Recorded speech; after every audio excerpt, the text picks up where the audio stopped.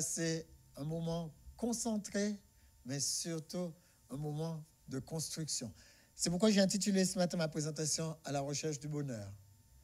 C'est vrai, quand on regarde les films, quand on regarde aussi certaines émissions, on se rend compte que la plupart des gens veulent trouver le bonheur. Alors, comment faire pour pouvoir le trouver? Surtout dans un monde où on parle beaucoup de difficultés, on parle beaucoup de souffrances, on parle beaucoup de choses qui ne vont pas. Alors, on se dit, mais comment faire pour trouver le bonheur? La souffrance, certes, c'est une chose qui vient jusqu'à nous, mais est-ce que la souffrance nous empêche de pouvoir traverser le bonheur? Et comment faire, comme la Bible dit, d'être toujours joyeux?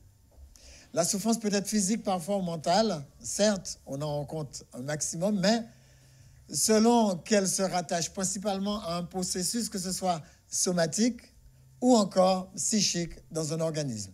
Et là, c'est la définition globale que nous avons de la souffrance. Mais sachez qu'une blessure émotionnelle, c'est une vraie blessure. Une blessure simplement, même au téléphone, on peut vous blesser avec une phrase, avec une parole, et cela engendre de la souffrance. Dieu est-il responsable de la souffrance? J'en suis pas certain du tout. Mais ce qu'on peut retenir, c'est que Dieu n'a jamais voulu la souffrance pour aucun de nous. Alors, qui nous empêche de vivre pleinement? Est-ce qu'il y a quelqu'un qui nous empêche de vivre pleinement? Parce que la plupart des gens semblent dire que c'est un voisin, c'est un membre de la famille. Qu'est-ce qui nous empêche de vivre pleinement? Est-ce que c'est l'ennemi de Dieu qui nous empêche de vivre pleinement? La Bible ne semble pas le dire. Ce qui nous empêche de vivre pleinement, on a une piste dans Osée chapitre 4, verset 6.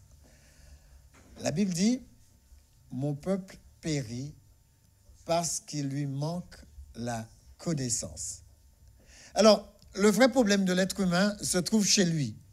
Nous sommes notre plus grand ennemi. C'est nous qui avons de la rancœur. Ce n'est pas quelqu'un qui nous emmène de la rancœur. C'est nous qui avons un manque de pardon. Ce n'est pas quelqu'un qui nous emmène au manque de pardon. Et souvent, notre souffrance vient de notre manière de réagir. C'est donc mon manque à acquérir des principes de vie biblique qui met des difficultés dans ma vie. Alors, c'est simple. On a dit ce matin, il suffit d'avoir un objectif et de rester dans les principes et on atteindrait notre objectif. Parce que tout ce que j'ignore est appelé à me détruire. C'est la raison pour laquelle il faut parfaire notre connaissance, il faut faire grandir notre connaissance et savoir se battre pour savoir le maximum de choses et savoir comment les choses tournent. C'est là qu'on peut parler, entre guillemets, de religieux ou de spirituel. Est-ce que j'ai besoin d'être religieux? Est-ce que j'ai besoin d'être spirituel? Quelle est la marge entre les deux? Alors, la religion, c'est un système, bien sûr, qu'on connaît bien. C'est un système qu'on a mis en place pour pouvoir permettre à des gens de pouvoir s'entourer, être entourés de la parole de Dieu et avoir des protocoles de vie qui nous permettent de vivre, de mettre en pratique les principes spirituels. Mais la spiritualité, c'est autre chose. La spiritualité, ce n'est pas une religion. La spiritualité, c'est une relation que je développe avec mon Dieu. Alors, la première chose à se poser, qu'est-ce que c'est que cette relation spirituelle et comment ça marche? Alors, toute notre vie, nous attendons des choses. D'accord? On pourrait dire que attendre toute ma vie pour être ce que je veux que Dieu fasse de moi n'est pas toujours une bonne réalité. Deuxième chose, c'est soit j'attends pour voir ce que les événements m'apportent et ce que Dieu m'apporte sur ce plan-là, ou soit je deviens tout de suite ce que Dieu veut que je sois. Parce que la parole de Dieu semble nous dire que ce que nous sommes en tant que chrétiens relationnels ou en tant qu'être spirituel relationnel, c'est ce que Dieu veut que nous soyons. Alors, comment faire pour le déterminer? C'est ce que nous allons voir.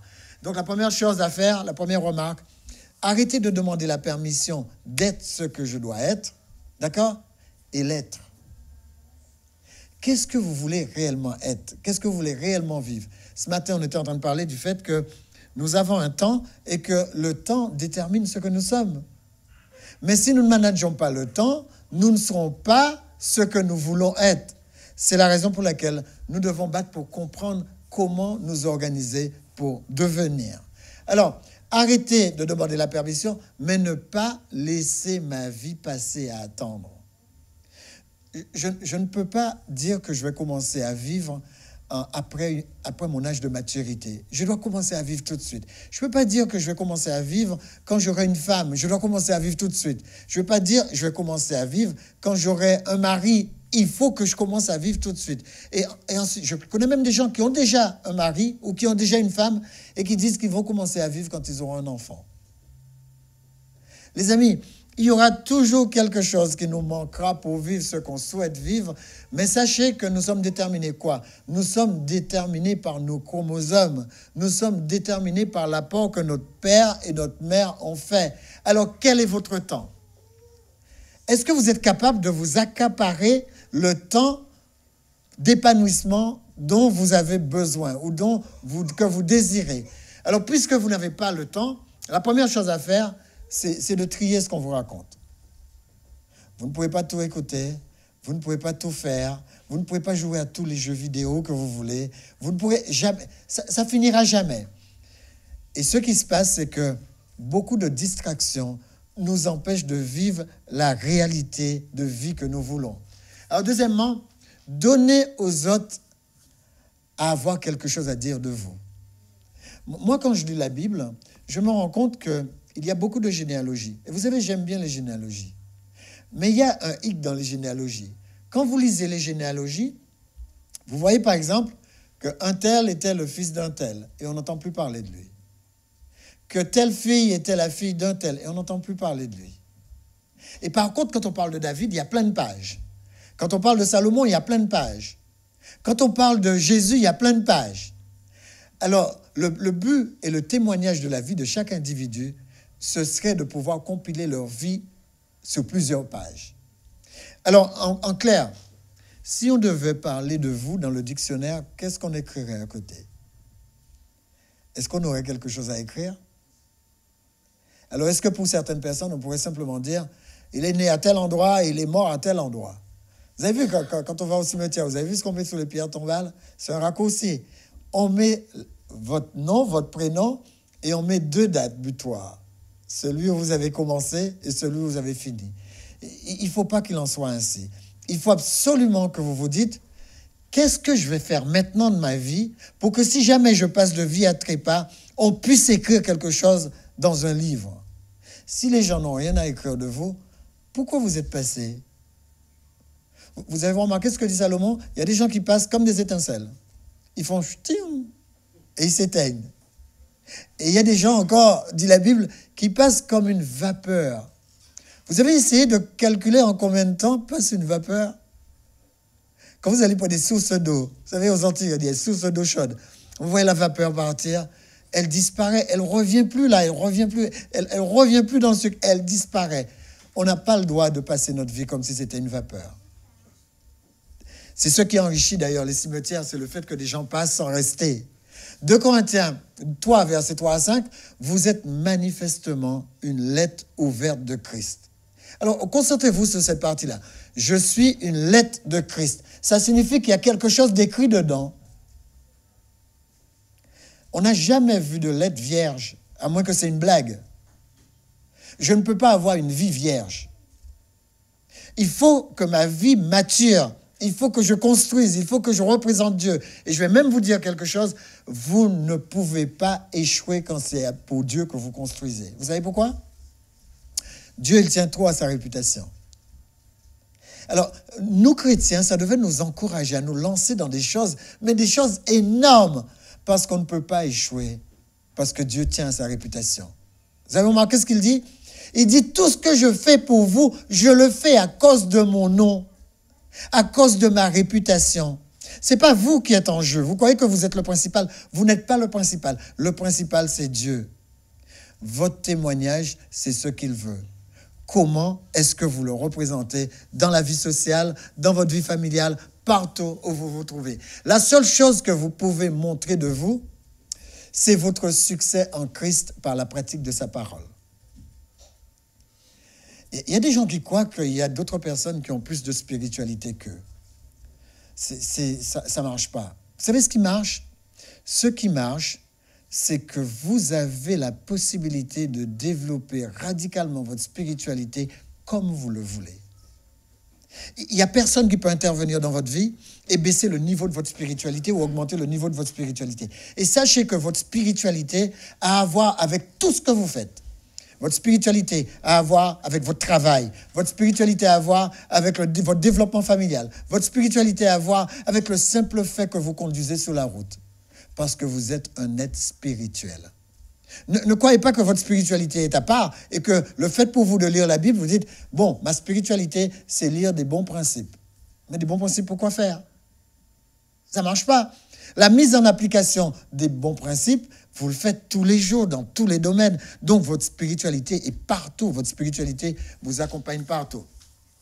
Alors, qu'est-ce qui peut gâcher votre succès? Qu'est-ce qui peut gâcher votre réussite? Si vous avez l'impression que les choses que vous faites n'avancent pas, qu'est-ce qui gâche ça? La seule chose qui gâche ça, c'est votre manque de relation avec Dieu. Ou encore, l'apôtre Paul dit, la seule chose qui peut gâcher votre succès, c'est votre péché. Si vous avez une mauvaise relation avec Dieu, si vous avez une relation qui va à l'encontre du Dieu que vous servez, c'est sûr que ça va gâcher votre succès. Alors, voilà les virus anti-succès, le mensonge, la superstition. Cette semaine, j'étais avec une personne, je vous assure, jolie, superstitieuse. Et je vais vous dire quelque chose. Vous savez ce que je lui ai dit?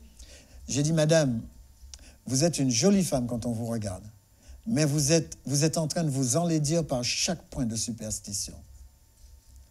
Une personne qui est superstitieuse devient moche parce que tout ce qu'elle va sortir, c'est comme un mensonge, c'est comme un venin. Ah, mais ne touche pas mon épaule, tu vas prendre toute ma force. C'est quoi cette histoire? Tu as raison, Maël. On n'a qu'à rire de ça. La superstition est ridicule. Et il y a des gens qui pratiquent la superstition, c'est devenu une seconde nature. Alors, c'est vrai que la superstition, ce sont des choses que nous collectons le long de notre vie et qui deviennent nos normes. Cette personne a des normes qui l'enlaidissent. Deuxième point, ce qui peut gâcher notre succès, là où je suis aujourd'hui est dû à la somme des connaissances que j'ai, certes.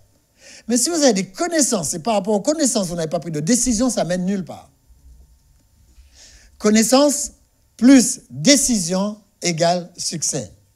Je vous assure, une personne qui se dit, regardez, aussi simple que ça, le succès. Une personne qui se dit, je ne veux plus utiliser d'insultes. Simple. La personne prend la connaissance, il prend une connaissance dans la Bible. Je prends une connaissance au hasard. On dit, Jésus, insulté, il ne rendait jamais les insultes. D'accord? La suite, c'est frapper, il ne rendait pas les coups non plus. Mais il y a des gens qui ne rendent pas les coups parce qu'ils sont trop faibles, mais ils rendent les insultes. D'accord? Alors, la personne prend ce passage et dit, Jésus, quand on l'insultait, il ne répondait jamais par une insulte. Et il se dit, à partir de maintenant, je vais inclure ce principe dans ma vie. Vous allez voir, c'est difficile au début, parce qu'on a du mal, on a pris l'habitude de répondre aux insultes. Mais à mesure qu'on avance, on se rend compte qu'à un moment, on ne répond plus aux insultes. Et voilà, avec un principe, on a atteint notre objectif, ne plus jamais utiliser d'insultes. Mais ce n'est pas tout. Après, on se dit, quels sont les dérivés d'insultes? Les mots familiers. Les mots familiers qui gangrènent nos langages. Il y a des mots qui sont trop familiers, ça ne nous ressemble pas. Je ne pourrais pas vous en citer parce que je ne les connais même plus. Mais il y a des mots tout simples qu'on utilise dans la famille et qu'on accepte de l'utiliser. augmentez le niveau de votre langage. Je vais vous expliquer ce que ça fait. Quand vous augmentez le niveau de vos mots, vous augmentez votre succès.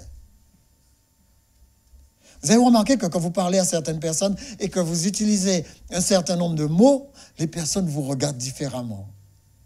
Vous avez du succès dans votre entourage. Changez de mots et élevez le niveau. Moi, un jour, j'étais dans une église. Il y avait une personne qui avait un doctorat en sciences. Et cette personne avait l'art de parler pour que je ne comprenne pas.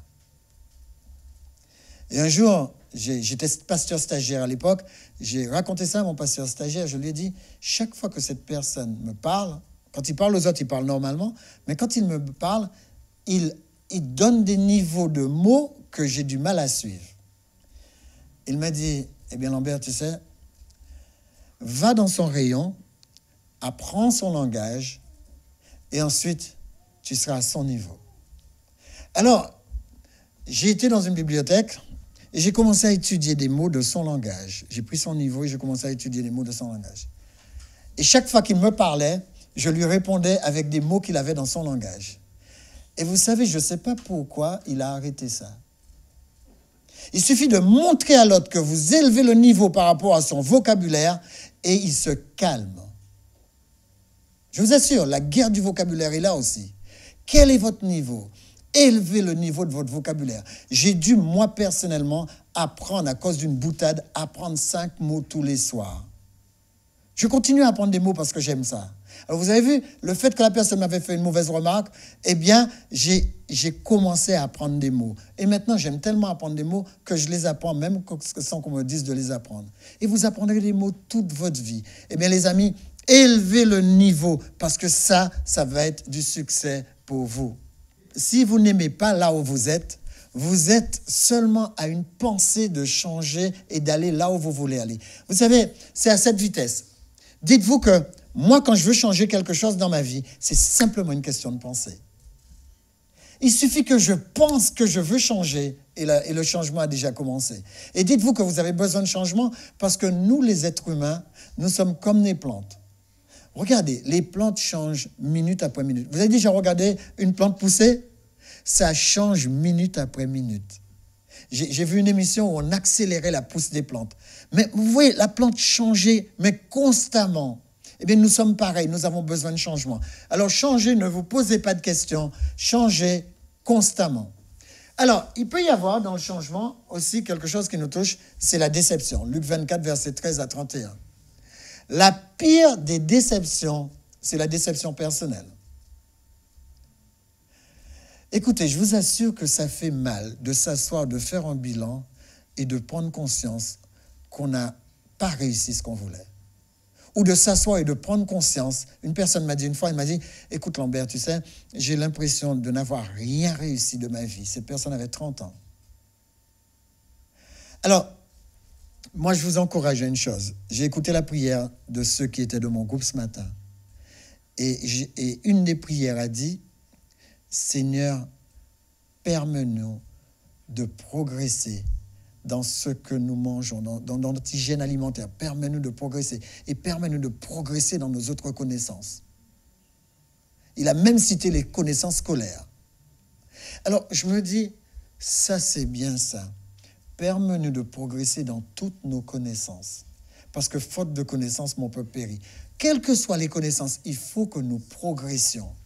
Les amis, la déception, c'est d'avoir suivi une voie qui nous a amenés là où nous ne devrions pas être. Certaines personnes font le bilan et ils disent « je n'ai rien à faire ici, qu'est-ce que je fais là ?» C'est déjà une bonne chose que de prendre conscience qu'on n'a rien à faire là où on est. Maintenant, il est très très simple de construire à partir de là où on est. Dieu désire mettre notre intelligence sur marche. Est-ce que vous êtes d'accord? Dieu désire appuyer sur le bouton et mettre notre intelligence sur marche. Alors nous allons essayer de le faire ensemble. Il y a une chose qui est simple à balayer dans notre vie, c'est la tentation. Vous vous rappelez, Oscar Wilde disait que le fort de la tentation, c'est la manière de battre la tentation, c'est d'y succomber. Alors je crois le contraire. Il y a une autre manière de battre la tentation. Ne faites pas de la tentation une affaire importante. Ne vous focalisez pas sur une convoitise importante. Ne faites pas de ça quelque chose d'important pour vous. Car pour que l'ennemi de Dieu pour que l'ennemi de Dieu nous éloigne de Dieu, il utilise la tentation. Donc ne donnons pas d'importance à la tentation. Il doit le faire, lui, à la vitesse de la pensée. Parce que la tentation, c'est quoi? La tentation, c'est une pensée que j'ai, soit par une vision, soit par la parole. Et dès que j'ai cette pensée commence à s'installer en moi. Donc, vous pouvez vous éloigner de ça. Sachez que tous nos problèmes sont des problèmes de pensée. Faites de vos pensées ce que vous voulez. Balayez les pensées que vous ne voulez pas. Et de toute manière, vous connaissez bien les pensées qui font mal. Alors, puisque vous savez quelles sont les pensées qui vous amènent au mal ou les pensées qui font mal, balayez ça, changez du tout au tout. Et voilà, il y a ce mot qui traverse souvent la Bible, hein, prospérité, opportunité, etc. Mais vous savez que le mot prospère, c'est un mot qui est galvaudé, mais que c'est un mot intelligent. Il n'y a rien qui soit vivant qui ne prospère pas. Alors, une personne qui dit « je ne veux pas de prospérité », c'est une personne qui dit « je ne veux pas la vie ». La vie ne peut pas se concevoir sans maturation. Parce que le mot prospérité en hébreu signifie paix. Si tu ne veux pas prospérer, si tu ne veux pas bouger, tu n'auras pas la paix. Pour avoir la paix, il faut savoir saisir les opportunités. Il y a des gens, c'est quand le train est passé qu'ils voient « oh, mais j'aurais dû le prendre ». Je vous assure, ils ont leur ticket, ils se sont préparés, mais ils ne sont pas arrivés. Et le train est passé. Ça nous est arrivé quand on était au Canada. On était en train d'aller à l'aéroport et on était paniqués. Parce que, comme d'habitude, il y a des gens qui rangent toujours leurs affaires trop tard. Il y a toujours une valise qui n'est pas prête. Et voilà, on est en train de faire la course pour avoir notre avion. Et vous savez, pour nous encourager, ce que le chauffeur nous dit, il nous dit, mais ne vous inquiétez pas. La dernière fois que je venais pour amener ma maman à l'aéroport, on a vu l'avion qui partait. C'est encourageant, hein? C'est encourageant. Alors, quand les opportunités s'offrent à vous, les amis, les opportunités créeront des difficultés. Ils créeront des crises. Ils créeront même des rejets. Le rejet est un avertissement que les personnes qui vous rejettent, ces personnes qui vous rejettent, eh bien, vous n'avez plus rien à apprendre d'eux. La relation est épuisée. Regardez, il y a des femmes, leur mari s'en va, et puis que leur crise. Cette semaine, j'ai eu un enfant qui est venu me voir, et l'enfant me dit, vous savez, mon père, il est parti en vacances en Afrique, et puis il a trouvé une personne qui a discuté avec lui, et il a écrit à ma maman que, voilà, il ne revient plus, il va se marier une deuxième fois là-bas. Il y a des gens qui ont un petit poids dans la tête. Alors, tu pars en vacances et tu épouses quelqu'un d'autre en chemin. Mais c'est quoi ces personnes? Où est la loyauté? Où est l'engagement? Où est le jusqu'à ce que la mort ne sépare? Moi, j'ai dit à ma femme, je ne la quitterai jamais parce qu'on a dit jusqu'à ce que la mort ne sépare. Mais je ne suis pas encore mort, je vais où? Non, mais c'est une question d'engagement, c'est une question de pensée. Le rejet n'est pas un signe d'infériorité, mais un signe que votre épanouissement est ailleurs. Quand une personne fait un coup comme ça... Alors, le monsieur, il part en Afrique, il va s'amuser, il fait ça, et la dame, elle est dans la maison, elle est dépressive, elle ne peut même plus aller au travail. Je lui dis, mais pourquoi est-ce que tu as besoin d'être dépressif? Il est en train de te tuer 2 fois. Lève-toi, douche-toi, et va travailler. Il me dit, ouais, mais je ne peux pas. Va travailler. La chose la plus précieuse pour l'être humain, Proverbe 12, verset 27, c'est l'activité. Quand vous avez un problème, n'arrêtez pas votre activité, vous enfermez dans un coin. C'est l'activité, la chose la plus précieuse. Ton mari te quitte, va bosser. Si tu n'as jamais bossé, c'est le moment de profiter de bosser. Parce que le travail t'aide à te reconstruire. Et une activité. Le rejet vous montre que cette personne n'a plus les capacités de vous épauler en quoi que ce soit. Cette personne ne fait plus partie de votre destinée, c'est fini. Même si cette personne vous a laissé un bébé, c'est pas grave. Prenez le bébé et continuez. Quand il y a rejet, vous devez avancer pour accéder à un autre niveau. Souvent, le rejet, vous savez comment ça se passe? Dieu permet qu'il débarrasse le plancher parce qu'il y a une meilleure chance qui arrive. Les amis, nos crises viennent de nos erreurs. Une crise est un signe que Dieu permet la chose pour aller plus loin. Quand vous restez toujours dans votre zone de confort, à tourner sur vous, Dieu permet qu'une crise arrive. ça va vous réveiller, vous allez passer à un autre niveau. Je vous assure, c'est comme ça que ça se passe. Dieu veut vous aiguiller vers votre destinée. Alors maintenant, il faut changer d'attitude. Juge 5, verset. Voilà ce que dit Déborah. Réveille-toi. Excusez-moi, voilà ce que dit l'Esprit. Réveille-toi, réveille-toi, Déborah. Réveille-toi et dis un cantique. Quand les choses vont mal, au lieu de rester sur soi, à pleurer sur son sort, eh bien, louez l'Éternel. C'est pas ce que le texte dit? Déborah, quand elle a vu qu'il y avait la crise, l'Esprit lui a dit, réveille-toi et chante un cantique. Quand vous êtes dans une situation difficile, quand c'est chaud pour vous, mettez un cantique. Moi, j'ai toujours mon téléphone avec plein de cantiques dedans. Quand il y a quelque chose qui ne va pas, je change de pensée, je mets un cantique. Quand vous êtes en crise, il y a deux options. Soit vous le dites pour qu'on vous plaigne, ou soit vous le dites pour avoir des principes pour pouvoir vous en sortir. Ayez la bonne attitude. Éloignez-vous des gens qui vous plaignent. Vous savez, les personnes qui n'ont qu'un seul mot dans la bouche, hélas. Vous arrivez pour raconter votre problème, hélas. Vous savez, moi j'appelle ça, ces personnes-là, je les appelle les cages de résonance. Parce que vous êtes en train de leur dire quelque chose qui ne va pas. Au lieu de vous donner quelque chose, un principe pour vous en sortir, ils sont là, oh, raconte encore, raconte encore. Ah, il t'a fait tout ça? Oh là là, il est descendu à ce point. Il s'est marié avec une autre personne. Mais qu'est-ce qu'il est méchant?